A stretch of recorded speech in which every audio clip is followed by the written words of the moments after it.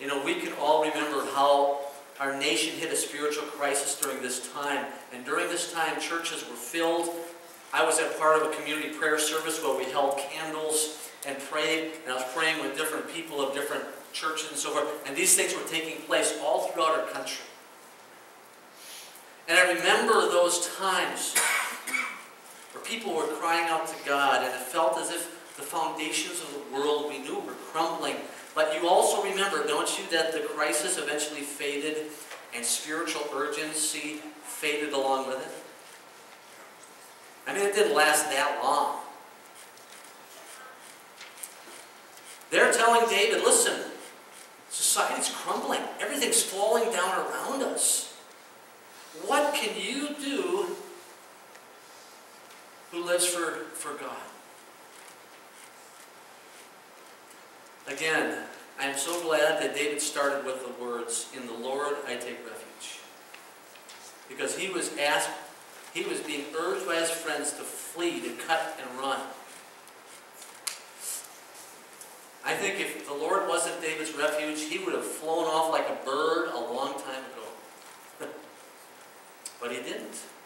He didn't. In fact, he doesn't run from reality. His spirituality doesn't fade. I want to show you an affirmation of his confidence in God. An affirmation of his confidence in God. There are 5 things I'm going to share with you quickly. First, God is the highly exalted Lord. The Lord is in his holy temple. The Lord's throne is in heaven. His eyes behold, his eyelids test the sons of men. David's confidence begins with the recognition that God is highly exalted. He understood that God was still enough. You know, John Ortberg, some of you know that name, really a good Bible teacher. He's in California. He made this statement. He said, "Crisis reminds me that control is an illusion."